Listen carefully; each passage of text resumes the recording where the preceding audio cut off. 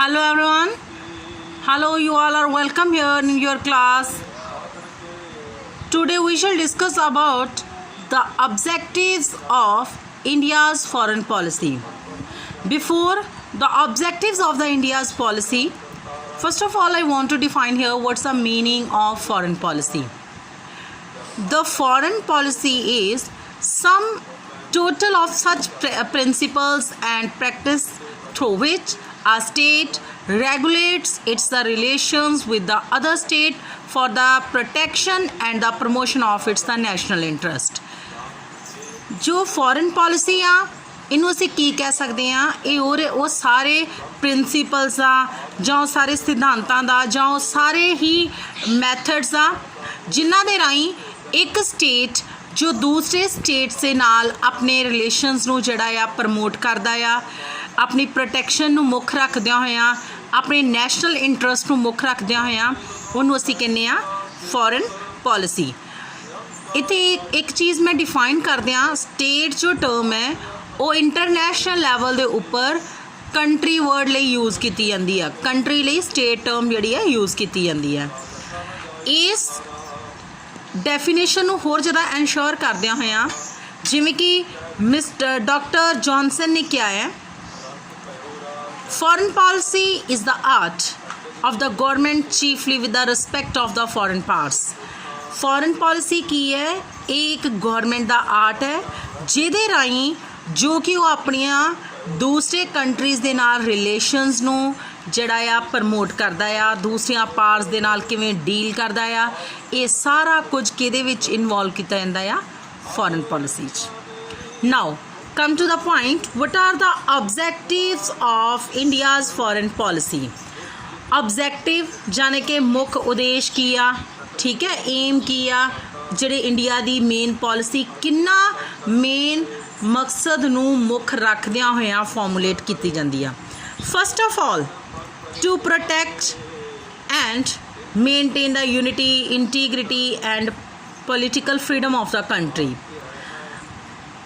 जो अपना foreign policy आ ਉਹਦਾ ਸਭ ਤੋਂ ਪਹਿਲਾ ਮੇਨ ਮਕਸਦ ਕੀ ਆ ਕਿ ਆਪਣੇ ਕੰਟਰੀ ਦੀ ਯੂਨਿਟੀ ਇੰਟੀਗ੍ਰਿਟੀ ਨੂੰ ਬਣਾਈ ਰੱਖਣਾ because as we know very well about that India is a vast country, there is a lot of diversity is available in our country, so that's why the major object of the foreign policy is to integrate and unite our country।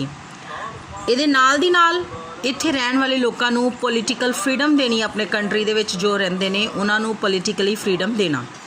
Next one to ensure the economic progress of the country and for this purpose to encourage the foreign capital investment. Next ਜਿਹੜਾ main ਮਕਸਦ ਕੀ ਆ ਕਿ ਆਪਣੇ country ਦੀ ਜੋ economic progress ਆ ਉਹਨੂੰ ਵਧਾਉਣਾ।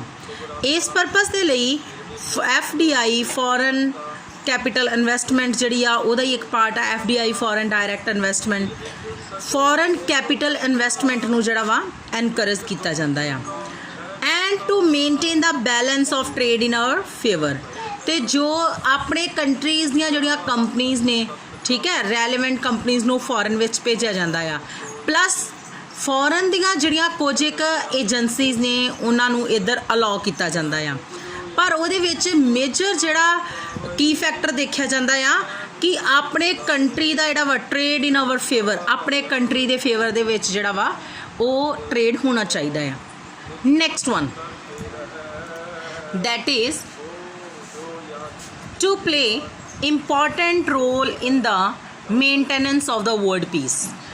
ਇੰਟਰਨੈਸ਼ਨਲ ਲੈਵਲ ਦੇ ਉੱਪਰ ਇੰਪੋਰਟੈਂਟ ਰੋਲ ਪਲੇ ਕਰਨਾ ਤਾਂ ਕਿ ਅੰਤਰਰਾਸ਼ਟਰੀ ਸ਼ਾਂਤੀ ਨੂੰ ਬਣਾ ਕੇ ਰੱਖਿਆ ਜਾ ਸਕੇ ਐਂਡ ਫॉर ਦਿਸ ਪਰਪਸ ਇਸ ਮਕਸਦ ਲਈ to promote the international cooperation ਤਾਂ ਕਿ ਅੰਤਰਰਾਸ਼ਟਰੀ ਸ਼ਾਂਤੀ ਨੂੰ ਬਣਾ ਕੇ ਰੱਖਿਆ ਜਾ ਸਕੇ ਇਹਦੇ ਲਈ ਅੰਤਰਰਾਸ਼ਟਰੀ ਪੱਧਰ ਉੱਪਰ ਸਹਿਯੋਗਾਤਮਕ ਆਪਣਾ ਜਿਹੜਾ ਆ ਬਿਹੇਵੀਅਰ ਰੱਖਣਾ।